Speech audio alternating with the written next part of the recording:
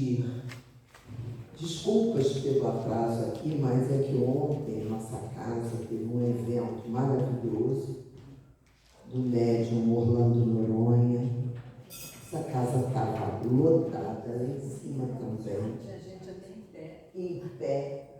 E, gente, quase 24 horas aqui dentro. Eles passaram a noite esperando por uma carta. Então, uma comunicação, uma carta consoladora. Então, ainda estamos sentindo as vibrações de amor que recebemos, nós que estávamos trabalhando. Foi muito lindo, foi muito lindo. Então, com isso, tudo é modificado, por isso a nossa dificuldade, porque não somos expert, né, na tecnologia. Aí a gente pede ajuda aos universitários que dão uma socorrida. Por isso o atraso, desculpe. Peço que, por favor, desliguem o celular ou tirem o volume. Nós agradecemos imensamente. Bom, nós vamos chamar a nossa irmã Tânia para fazer a leitura da página do livro Sempre Melhor, de um grande trabalhador espírita, José Carlos de Luca.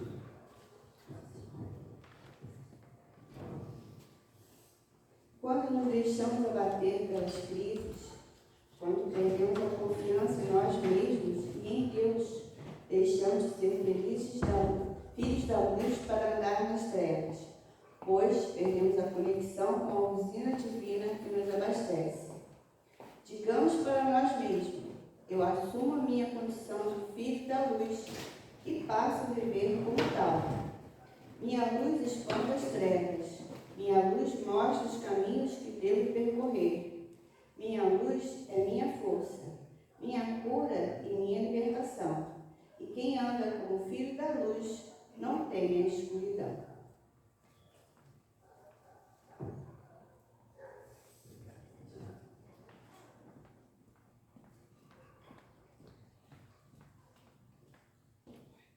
E assim, Senhor, Deus, nosso Pai, Jesus, nosso irmão, nosso modelo e guia, agradecemos a oportunidade de escolhermos estarmos aqui, agradecendo, Senhor, por essa oportunidade, agradecendo pelo trabalho que a espiritualidade realizará neste momento da palestra, no passe e após a nossa reunião de vibração às 16 horas. Agradecemos ao trabalho incessante e incansável da espiritualidade em nós. Pedimos por todos aqui presentes, por todos aqueles que estão em nossos pensamentos, nossos amores, nossos amigos. Pedimos pelos nomes em nossa cestinha, os nomes que se encontram em nossas reuniões de desobsessão, de oração, de cura. Que todos sejam atendidos em suas necessidades, pelas águas que foram trazidas, que cada uma receba o fluido necessário para o tratamento. Pedimos também, Senhor, por esse trabalhador que esteve em nossa casa, que mesmo com sua esposa doente, continua servindo a Ti, Senhor. Pedimos por ele, pedimos pela Letícia, que nossas vibrações de saúde possam chegar até ela. Pedimos por todos os trabalhadores desta casa, aqueles que se encontram também adoentados, pela nossa cidade, pelo nosso estado, pelo nosso país e pelo nosso planeta, que vive um momento bastante desafiador. Que a Isaura seja amparada em suas palavras, em sua mensagem, que vem sempre muito embasada de muito estudo, de muita experiência. Muito obrigado, Senhor. Esteja conosco, hoje e sempre. Que assim seja.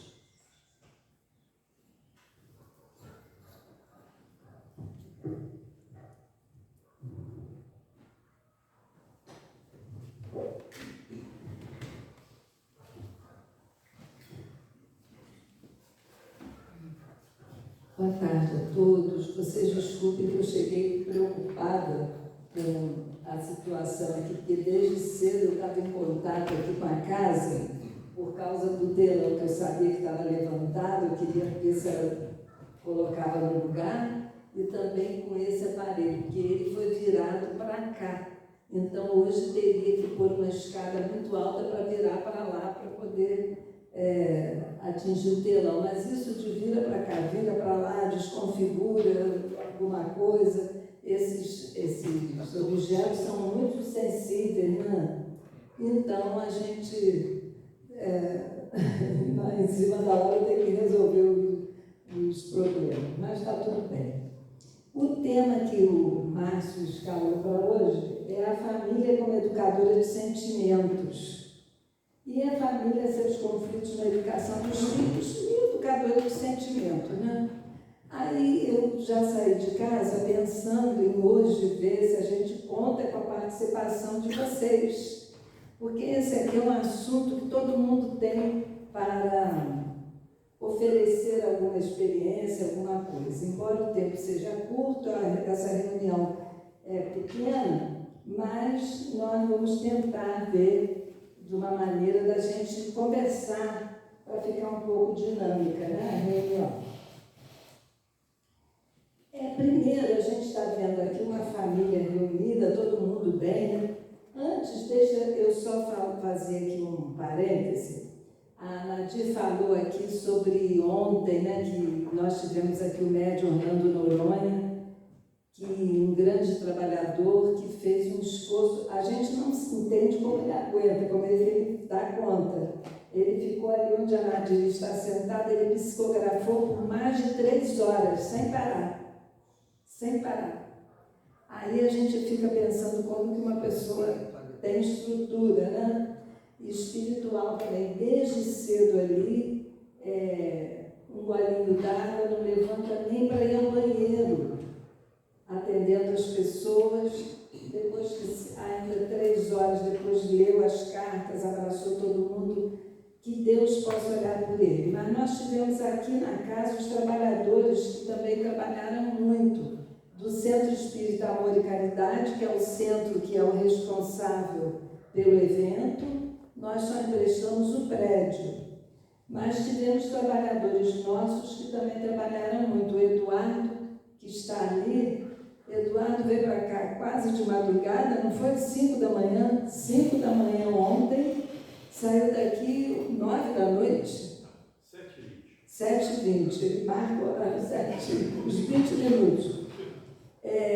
Ali no estacionamento em pé, cuidando daquilo ali. É muito esforço físico, mas Deus abençoa, né, Eduardo? Por isso vai dar idade, estou com as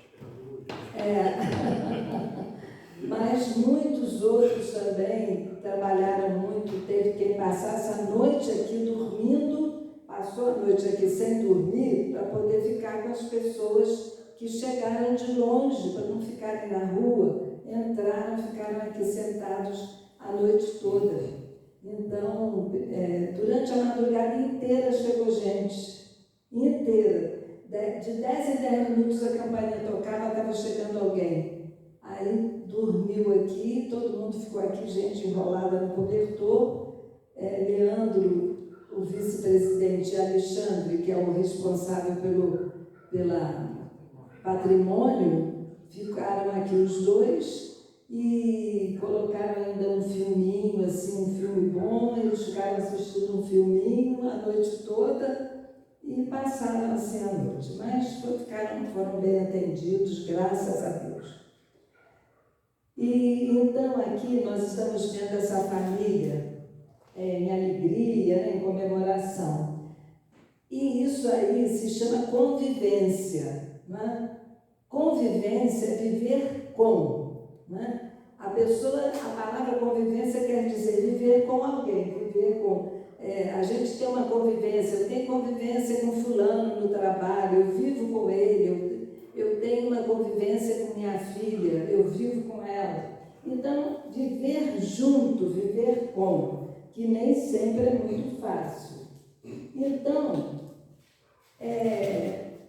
em geral, essa convivência é com aflitos, né? É uma convivência com os aflitos, porque todos nós somos aflitos, de alguma forma. Então, essa convivência com a aflição do mundo, da vida, eu tenho a minha filha tem a dela, o marido tem a dele, a sogra tem a dela. Então, quando a gente se junta, é um momento em que nós juntamos as nossas aflições.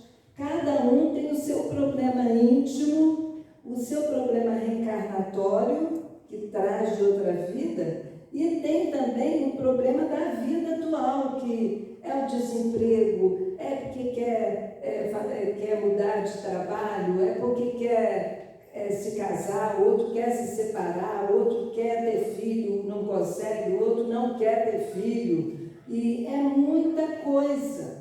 Então, cada um com o seu, e junta tudo, é como se fosse um caldeirão. E há momentos que aquilo ali ferve, é a convivência em família, não é? E aí fica, a figura está dizendo bem ali as discussões, a falta de entendimento, né?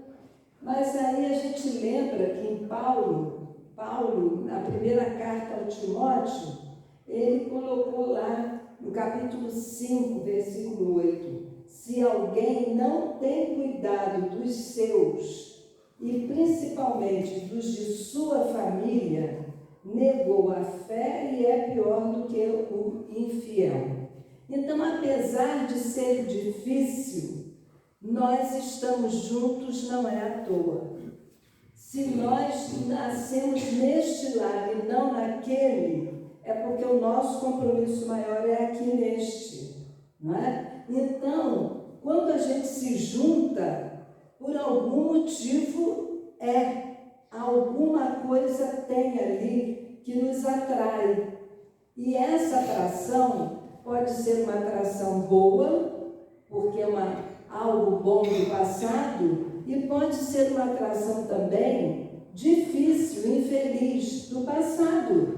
Porque no passado nós já tivemos uma convivência que não foi a mais adequada.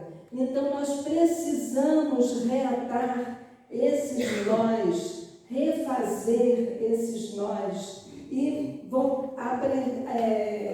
iniciar o grande aprendizado do amor. Então, para a gente aprender a amar, a gente precisa conviver.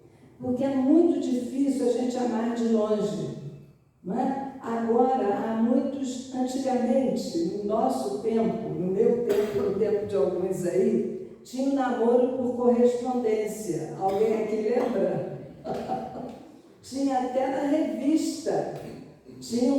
A revista saía com os dados, né? Namoro por correspondência. Então, vinha assim as pessoas, o nome. Eu nem lembro como é que era, porque, sinceramente, eu nunca namorei por correspondência, não. Não sei nem como é que era, mas tem gente que namorava. E aí ficava conversando por carta naquela época. Carta para lá, carta para cá, retrato que mandava, retrato que voltava. E tinha gente que até se casava, né? Eu, quando fui morar na América Central, lá no Panamá, eu conheci uma brasileira que havia se casado com uma mineira daqui de Juiz de Fora. Ela se casou com um rapaz panamenho por correspondência, assim, no namoro por correspondência.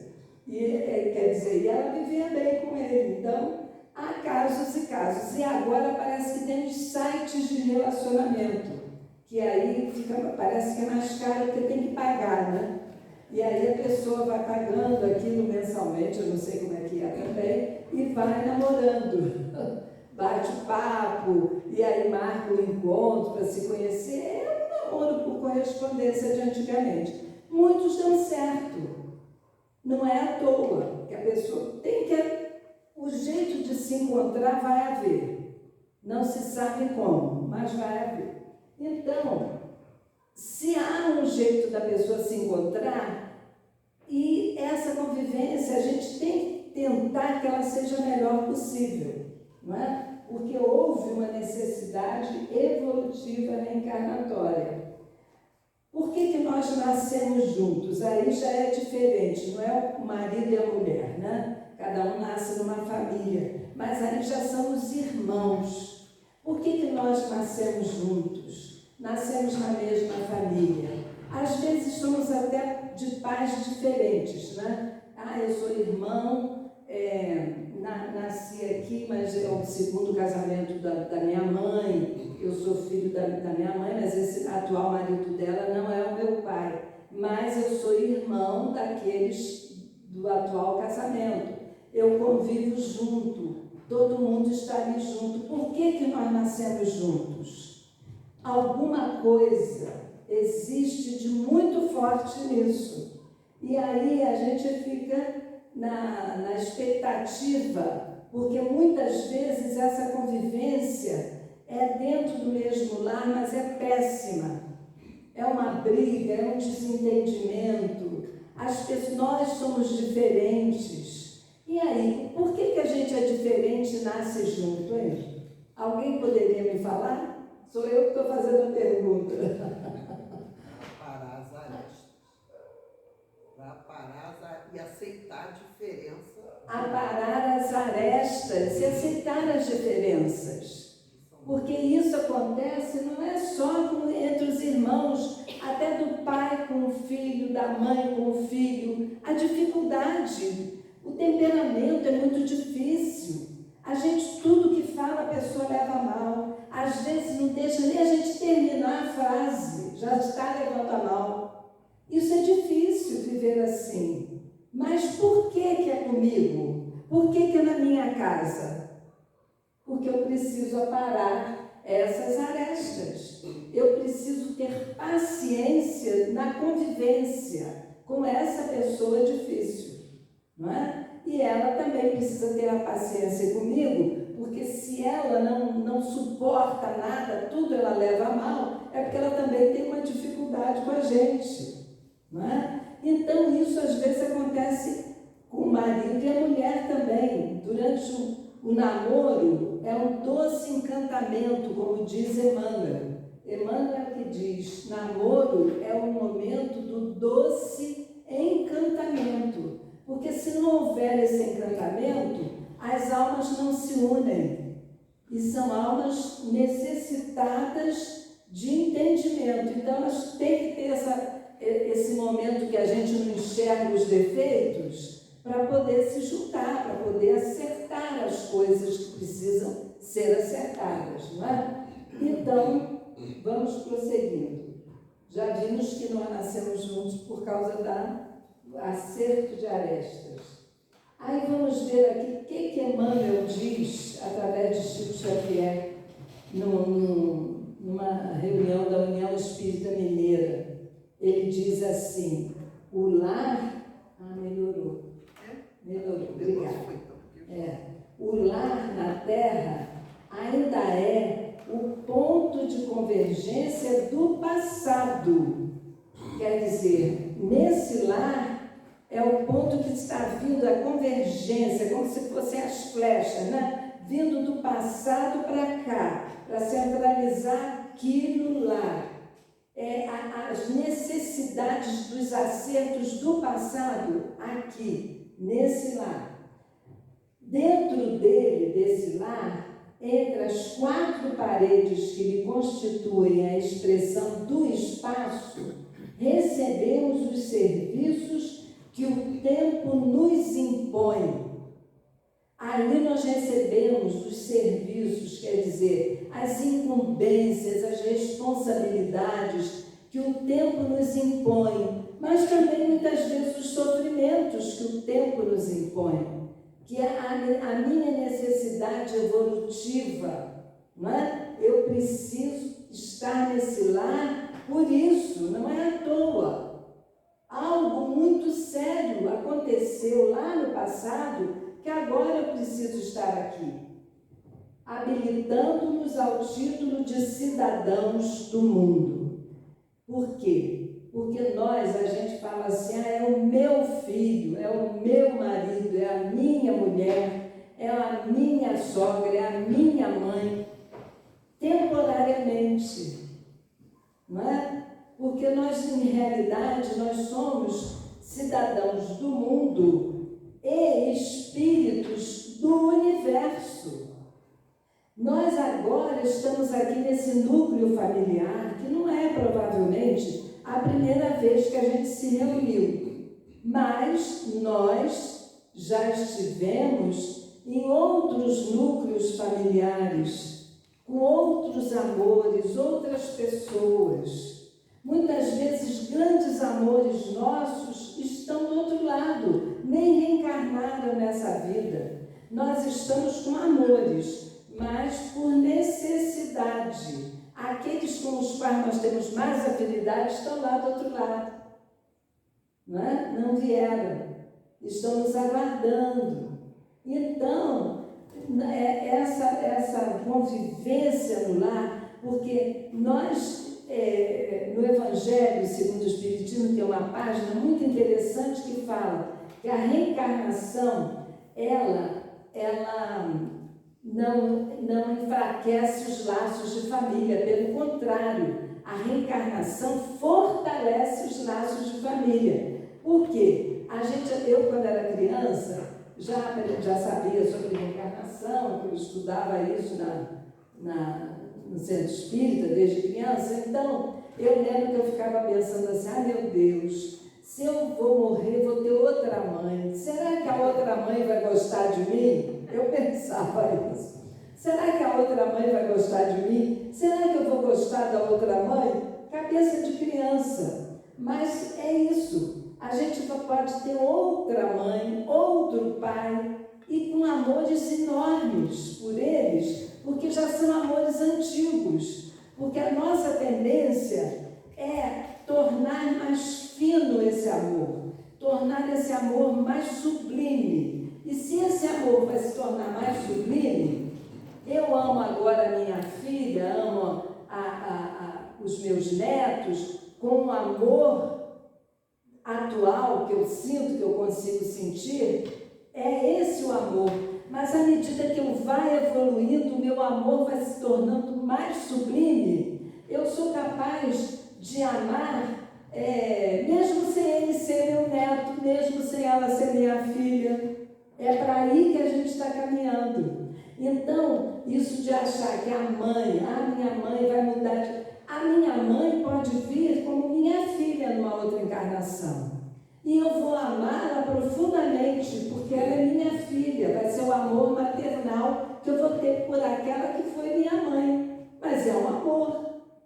O meu marido pode vir como um filho. Ou eu posso vir como uma filha dele. Não é?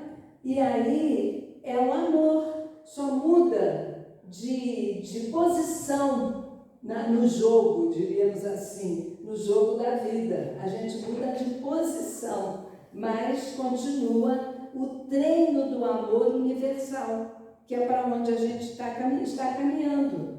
É o amor que vai nos levar à sublimação, não é? Onde eu possa amar o estranho, aquele que não seja nada consanguineamente pertencente a mim, da mesma forma que eu ame meu filho, minha filha, meu marido, minha mãe. Não é? É para aí que a gente está caminhando. Então, a reencarnação fortalece os laços de família, porque faz com que nós nos fortaleçamos na compreensão do sentimento do amor, na vivência desse amor. Né? Aí vem a questão 775 do Livro dos Espíritos, um trecho, né, da resposta, que diz assim: o relaxamento dos laços de família terá como resultado para a sociedade o fortalecimento do egoísmo. Essa pergunta, Kardec perguntou aos espíritos: como é que será o mundo se houver o relaxamento dos laços de família? Isto é, se a família parar de existir, né? Se a gente tiver uma vida de promiscuidade, diríamos assim, o acasalamento sem compromisso, né? Não há uma família organizada, do pai, da mãe, todo mundo junto, com o compromisso da educação dos filhos. Como seria isso? Aí ele diz que vai aumentar o egoísmo. Por que será que vai aumentar o egoísmo? Alguém poderia me responder? Vamos raciocinar juntos? Não é prova, não, é só para dar ideia. Pelo que eu entendo, na verdade, o ser humano nasceu para viver em sociedade, né? Fazendo bem, ajudando o próximo. Se ele já não tem aquele estado inicial na família, aquele, vamos dizer assim, aquele ensinamento de viver para o outro, de ajudar o outro, de estar em comunhão, a tendência é ele sair de dentro da casa dele também e querer viver só para ele e não querer viver para os outros. Exatamente isso. Exatamente. Você falou tudo que deveria falar. Exatamente isso. Repete, Isaura, por favor. Eu vou falar por causa da gravação, porque você não está com o microfone e não sai na gravação. Mas ela quis dizer, e é isso aí o pensamento dos espíritos: se houver o relaxamento do laço de família, vai acontecer que a gente vive em família, os irmãos aprendem a dividir as coisas que têm, a dar a vez, a respeitar, a conviver junto, porque a lei de sociedade é uma lei muito importante de convivência. Ninguém pode viver isolado. Então, a gente começa a aprender essa convivência em família, um ajudando o outro, mesmo que não ajude, às vezes um briga com o outro, mas é o aprendizado da lei de sociedade.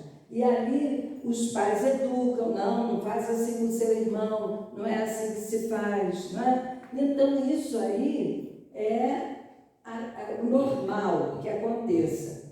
Se não houver essa família que segure, que dê esses limites na educação, vai haver o fortalecimento do egoísmo, porque vai ser cada um por si, Deus por todos. Eu vou sempre lutar para ser só meu, vou conquistar as coisas para mim, não vou aprender a compartilhar, não vou aprender a dividir com ninguém, não quero saber de ninguém, sou eu e eu, porque eu nunca vivi dividindo o pão dentro de casa, nunca compartilhei o pão, nunca compartilhei o carinho, nem o amor juntos. Eu vivo sozinho. É por aí, né? Por isso que os espíritos disseram isso.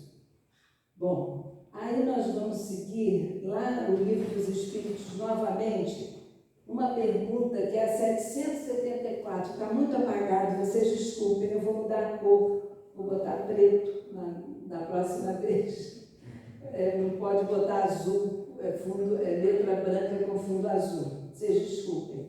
Mas a pergunta é a seguinte: há pessoas que deduzem do abandono das crias pelos animais, porque a cria, a cadelinha tem um cachorrinho, né? Aí ela fica um tempo com ele, depois ela despacha, né? A mesma coisa é o passarinho, fica um tempo levando a comidinha, um passarinho abre o bico, ela joga a comidinha, daí a pouco ela está empurrando do ninho para ver se ele já sai para voar, começar a ensinar a voar, e depois vai embora, meu filho, vai fazer seu ninho. Eu mudo até de ninho para ele não voltar, né? Então, no mundo animal é assim, mas tem gente que acha que nós deveríamos viver assim também, despachar, né? Ficar um certo tempo, agora você já é dono do seu nariz, vai embora, né? Tem gente que pensa assim. Então, há pessoas que deduzem do abandono das crias pelos animais que os laços de família entre os homens não são mais o resultado de costumes sociais, e não uma lei natural. Que devemos pensar disso? E aí os espíritos responderam: o homem tem outro destino que não o dos animais. Por quê? Porque, pois, querer sempre identificá-los, né? Identificar o homem com os animais, como fazer comparação. Para ele, há outra coisa além das necessidades físicas. Para nós, os homens, os seres humanos, não é só a necessidade física de alimentar o filho, de botar na escola, de dar banho, de mudar roupa, não é só isso, não é? Há a necessidade do progresso. Os liames sociais são necessários ao progresso e os laços de família resumem os liames sociais. Eis porque eles constituem uma lei natural. Deus quis que os homens assim aprendessem a se amar como irmãos. A gente começa a aprender a compartilhar amor na terra, dentro de casa, com os irmãos, não é? Dividindo o que tem, permitindo, brincando junto, deixando que um quebra o brinquedo do outro, sai uma pancadaria ali momentânea, quebrou meu brinquedo e sai de tapa em cima, mas aí vem a mãe, vem alguém, não é assim que se faz. Você não tinha que ter quebrado, mas você também não tinha que ter batido. E aí a gente começa ensinando, né? Esses pequenos comportamentos que vão se refletir lá fora no mundo, quando cada um estiver independente e formando a sua própria família. Aqui fala uma outra coisa que é interessante: há a necessidade do progresso. Quer dizer, a família é um local para o espírito progredir. A gente progride em família, porque a gente vai suportando muita coisa, vai aprendendo a ser mais humilde, a suportar desaforo, porque dentro da família a gente suporta, sim, desaforo. Às vezes é uma mãe que tem preferência por um filho, não é? Às vezes é um filho que implica um irmão que não suporta o outro, que implica o tempo todo, e aí um é vítima, é um pai que não gosta de um filho, tem implicância com aquele filho. E isso, a gente percebe isso e o aprendizado vai se dando, porque a criança, ela entende que para poder sobreviver, ela tem que armar ali umas estratégias, sobreviver, que eu digo com mais equilíbrio, armar umas estratégias para não apanhar. Antigamente se apanhava muito, hoje já melhorou, mas também tem gente que bate ainda, né? E bate muito. Então, tem certos castigos que às vezes são muito cruéis, criança que fica sem comer, né? E isso aí é muito triste, a gente vê, mas fazer o quê? Agora tem um conselho tutelar, a gente até pode se dirigir ao conselho tutelar, mas antigamente não tinha. Então a gente escutava a criança levando coça em casa, como se chamava, levou uma coça. A criança gritando, no dia seguinte a criança toda marcada e não podia fazer nada, porque era o pai ou era a mãe que estava fazendo aquilo, né? Então o mundo está evoluindo nesse sentido. Então, os laços de família, a gente ali é uma miniatura do mundo. Tudo que acontece lá fora no mundo acontece em tamanho menor dentro de uma família, se a gente for observar, né? Agora, a família é a grande escola do aprendizado do amor, né? Do respeito, da convivência fraterna. É a grande escola. E os pais precisam incutir isso. Às vezes os filhos, até uma certa idade, não entendem o que a gente fala e a gente pede, que divide com o seu irmão, faz isso assim com o seu irmão, ajuda e tal. O irmão é chato sim, chora muito, atrapalha, né? Tem criança que chora muito, incomoda o irmão, os irmãos mais velhos são incomodados, né, Gisele, com o choro dos mais novos, manhosos. Mas é assim, a gente vai no aprendizado tentando esse equilíbrio.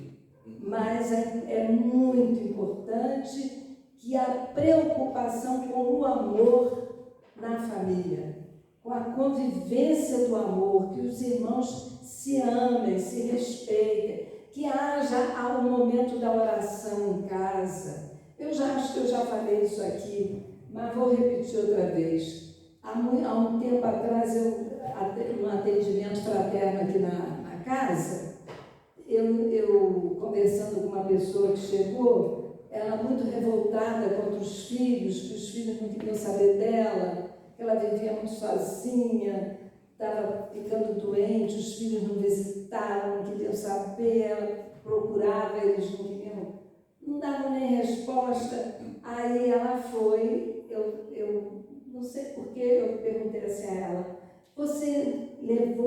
a senhora levou seus filhos a alguma religião? Seus filhos tinham um momento em casa de oração? Aí ela olhou para mim, deu assim um meio sorriso, falou assim, minha filha, eu nunca falei de Deus com eles. Aquilo me chocou. Ela falou, eu nunca falei de Deus com eles, porque eu nunca liguei para a religião. Eu trabalhava o dia inteiro, chegava em casa, me preocupava em fazer comida para o dia seguinte, botava para dormir.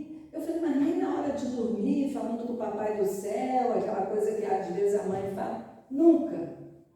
Eles não sabem, comigo nunca aprenderam, porque eu também sempre fui avessa à religião. Aí ela reconheceu, não ia falar, tá vendo agora, né? A gente não vai falar assim. Eu deixei quieta, e ela falou assim, pois é, agora eu estou colhendo isso, porque eles são frios, não têm religião, não ligam, não querem saber de Deus, de nada disso, e me abandonaram.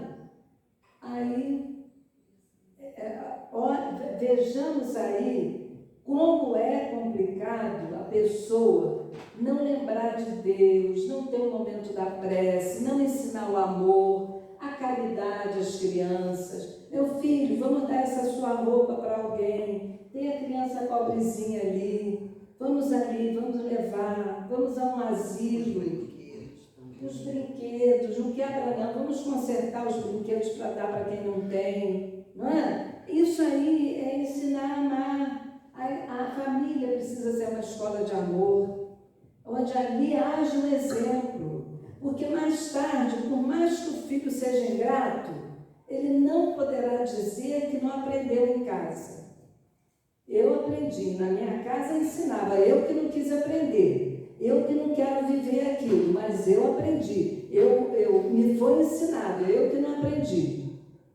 É isso pode acontecer da criança não querer saber, ser um espírito muito renitente e não querer saber, né? Então aqui tem um trecho do livro do Raul Teixeira, Para Uso Diário. É um livro muito bom, Para Uso Diário, o nome do livro, o espírito é Joanes. E tem esse trecho que diz assim, sabemos que segundo as condições do nosso mundo, as relações familiares não são assinaladas por perfeita harmonia. Quem me disser, na minha casa é um ninho de paz, está mentindo. Não é. Nós somos imperfeitos. E espíritos imperfeitos não podem ter convivência perfeita. A gente pode ter paciência, desenvolver paciência, desenvolver o perdão, para poder conviver, mas que seja uma convivência assim, tudo que ele fala, tudo que ele faz, ele é maravilhoso, ele é perfeito. Não tem, porque nós somos imperfeitos. Da mesma forma, o marido diz, minha mulher é maravilhosa, aqui só tem paz e amor nessa casa. Não é. Não é? Há altos e baixos. Faz parte da nossa vida, do nosso aprendizado, né, na convivência.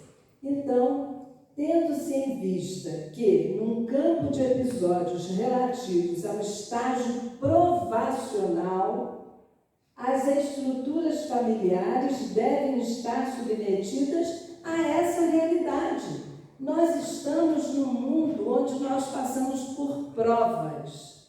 Nem sempre prova é dor, mas prova é aprendizado. E para a gente aprender, não é fácil aprender, não. Vamos entrar agora num curso para tocar violão. Aprender a tocar violão. A gente começa. Pam, pam, pam. Daí a pouco, uma etapa mais difícil. Aí, daqui a pouco, a mais difícil. A gente vai subindo a ladeira no aprendizado para aprender alguma coisa. Quando a gente chega num topo lá em cima, é difícil, às vezes, você continuar. Você volta e para. Por isso que muita gente desiste do curso de inglês, do curso de alemão, do curso de espanhol, desiste do curso de computação, desiste do curso de violão, porque a gente vai, no começo está tudo bem, mas depois a mesma coisa é o aprendizado do amor. A gente começa a aprender com pequenas demonstrações de amor. Daqui a pouco vem uma exigência de um amor muito grande, de uma renúncia muito grande, para você poder dar conta daquilo. E naquela exigência muito grande é quando você já está lá em cima. Se você passar por ali, você continua, aí não tem mais erro. Você vai embora. Mas ali, às vezes, você volta. Não toco isso não. Tomar conta da sogra doente? Tem outros filhos, manda outras noras tomarem conta. É por aí. Por que tem que ser eu? Às vezes, isso é injusto. Só Deus sabe. Porque às vezes é necessário por causa do seu compromisso com aquela criatura. Não é? Há pouco tempo eu vi uma pessoa que estava tomando conta de uma sogra com muitas necessidades, coitada. Muitas. Aí eu falei para ela, que luta, né, minha filha? E na frente da sogra, pois é, eu estou dando tanto trabalho a ela, e ela para mim é uma verdadeira filha. Aí eu falei assim, que bonito, né? Que bonito gesto seu, falei para a moça. Aí a moça virou para mim e falou assim, eu não podia fazer diferente. Quando eu trabalhava e precisava, era ela que cuidava dos meus filhos. Como agora eu vou abandoná-la? Não é? É o momento da retribuição do amor. Ela é grata, isso é gratidão. Mas tem outras noras. Mas tem outras, cada uma sabe de si. Cada um sabe onde pendurou o seu chapéu. Cada um sabe. Um dia vai ter que ir lá buscar o seu chapéu onde deixou pendurado. Não é verdade? Então, nós não podemos nos espelhar, fulano não faz, Beltrano não faz, tem 5 filhos, só eu que vou lá visitar meu pai, só eu que vou lá visitar minha mãe. Deixa os outros. Eles responderão pelos que eles estão fazendo da sua vida. Eu não tenho que me preocupar pelos outros, eu tenho que me preocupar por mim. Pelo que eu estou fazendo da minha vida, porque eu vou dar conta da minha vida. Quando eu chegar do outro lado, não é que eu vá enfrentar um tribunal, está lá São Pedro, como tem gente que diz, São Pedro não vai deixar entrar, não tem nada disso. O meu tribunal é a minha consciência. O que é a minha consciência? É o meu perispírito. É o meu perispírito, é o meu corpo espiritual, que está marcado com o que eu fiz de bom e o que eu fiz de ruim. E as coisas estão ali marcadinhas, né? A minha bagagem espiritual, a minha mala é o meu perispírito. Então eu levo em mim o que eu fiz da vida. Eu não posso me esconder, não vai ter lei que me esconda, porque está em mim. E é nesse estar em mim é que eu olho ou não, ou abaixo os olhos. Se eu olho de frente é porque a minha consciência está tranquila. Mas se eu preciso abaixar os olhos, aí é triste. É porque eu não fiz o que eu deveria ter feito. Então, a cada um segundo suas obras. Obrigada, Nadir, é isso mesmo. A cada um segundo suas obras. Então, aqui nós estamos vendo um casalzinho jovem, porque a pessoa casa, cheia de ilusão. Ai, ele me levou para o show não sei aonde, me levou para passear não sei aonde. A vida não vai ser assim de passeio não, nem de show, né? O show é agora, mas o espetáculo vem depois. O começo é agora. Então aí a gente tem, né, aquelas oportunidades da diversão, daquele início, aquilo tudo. Mas aí depois começa. Vem o primeiro filho. Ai, o primeiro filho não deixa a gente dormir. Noite inteira acordado, neném que chora, o marido que reclama que vai ter que trabalhar, eu também tenho que trabalhar, e sem dormir, como é que eu vou aguentar? E o neném chorou a noite toda e troca o dia pela noite, aquela aflição. Aí já começam os desentendimentos entre o casal, porque um já não tem paciência com o outro, porque eu não dormi bem, você não deixou eu dormir, porque você não ficou com a criança, porque isso que aí começa. Aí vem um desemprego, outro problema, situação financeira apertada, como é que vai ser? Como é que não vai? Os problemas começam a pipocar, não é? Aí é um momento que a gente vai precisar entender como é que vai essa convivência. Aí vem o segundo filho. Muitas vezes o segundo ele é pior do que o primeiro. Aí mais confusão, mais dificuldade. Aí um fica com um, outro fica com o outro. Acabou aquela ilusão. Aí é a vida real, né? Mas não precisa ser assim. Podia ser diferente, né? Um fica com a criança, mas não reclama, o outro fica, mas também não briga, e a gente vai entrando na convivência, vai um compreendendo o outro, um perdoando o outro. É aquela história, eu tenho 50 anos de casado. 50 anos de casado, como é que você ficou 50 anos de casado? Porque eu perdoei durante 50 anos. Porque se não perdoar, ninguém fica casado. Não é? Tanto ele, o marido, quanto a mulher. Os dois tem que haver perdão. Não pode haver aquela vingança, aquela ira, aquele ódio. Não pode, senão não fica. Tem que haver perdão. Não é? Então, compreenda a sua família, diz o livro Para Uso Diário de Raul Teixeira. Compreenda a sua família, ainda que com esforços, a fim de que você, observando bem quem ela é, quer dizer, quem a minha família saiba compreender-se a si mesmo, percebendo quem você é, porque está vinculado a ela e de que experiências pretéritas você tem.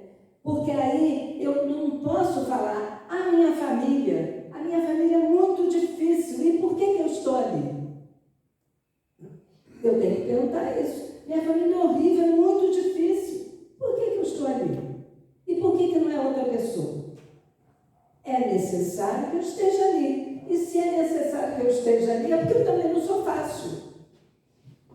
Eu tenho que aprender alguma coisa. Ainda estou aprendendo alguma coisa naquela família difícil.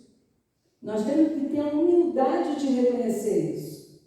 Não é? Humildade é um sentimento que a gente precisa adquirir a todo momento. Essa coisa de prepotência, de se achar, minha família é muito difícil, como se eu fosse fácil. Quando eu falo isso, boto a culpa na família, eu estou me sentindo melhor do que a família. E se eu estou nessa família, alguma necessidade eu tenho. Não é? Quantas mães, quantos pais falam isso sobre os filhos, né?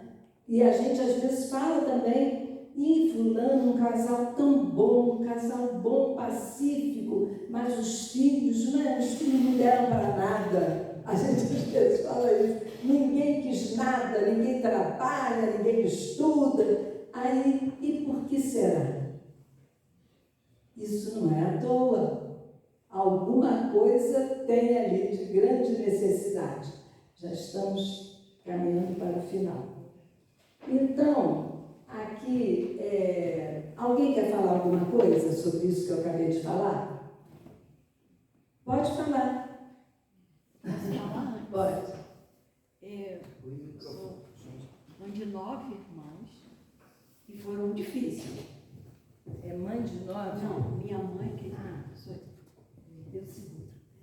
Eu 9 irmãos. Tá. Foram muito difíceis. Obrigada. E eu convivi com tudo isso. Aguentei tudo, maus tratos, tudo que você falou. Bateu, quase matou, não sei o quê. Eu tive que até com psicologia. E aguentei tudo isso de um propósito. Que lá na frente, de todo o sofrimento que eu tive com meus pais, eles contra mim, meus irmãos, são 9, eu sou a mais velha. Depois disso, eu fui trabalhar num hospital. Eu ajudei todos. Então, tudo saiu dentro de mim. Todos os irmãos foram para lá? No hospitais que eu trabalhava. É de mesmo? ajudar. Meu pai, minha mãe, meus irmãos, eu amei eles. Minha mãe ficou no hospital que eu trabalhava, depois meu pai, meus irmãos. Eu fiz com muito amor. E no final, eles morreram. Eu não chorei. Sabe por que eu não chorei? Porque eu fiz quando eles estavam em vida. Isso. Eu amei eles quando estavam em vida. Meu pai tem 3, 4 anos que morreu. Meus irmãos, a mesma coisa, que morreram 2 com aquela doença aí.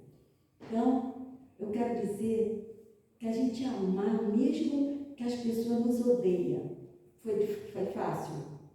Foi muito difícil. Mas eu consegui.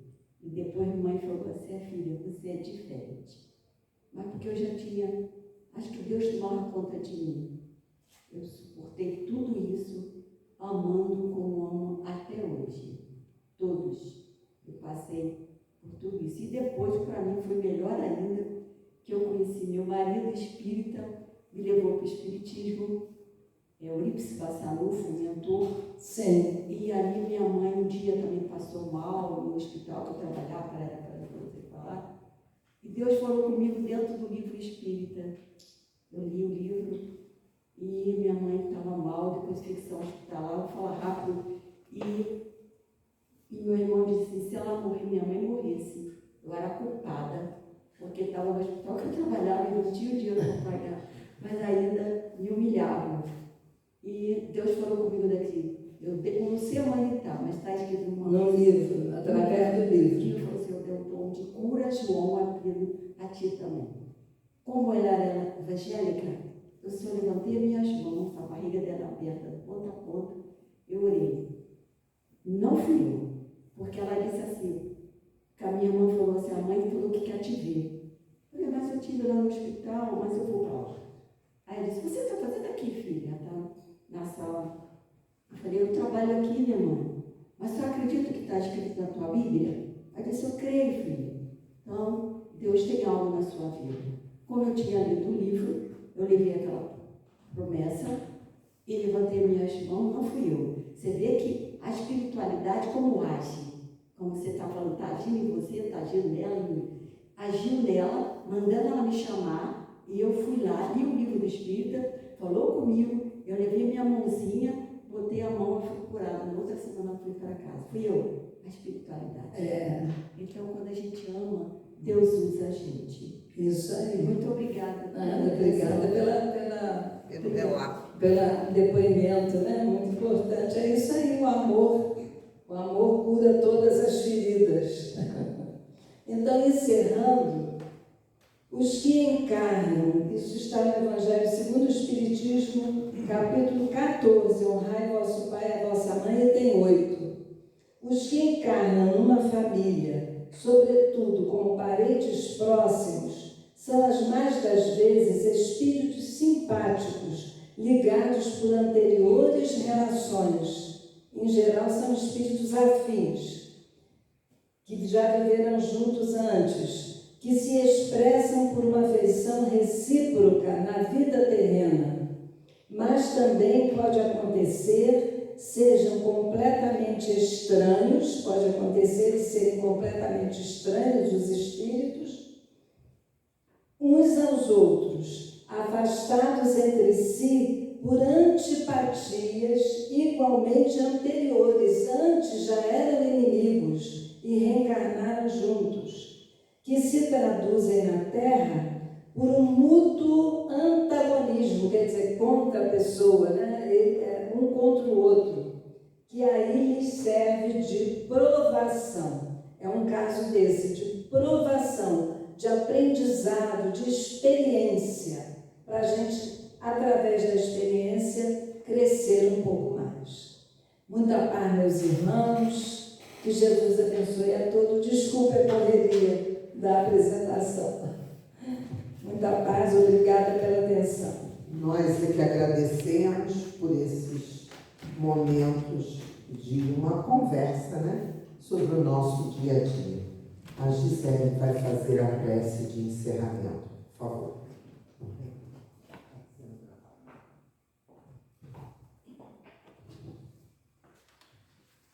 Vamos elevar o pensamento a Deus, fechando os olhos,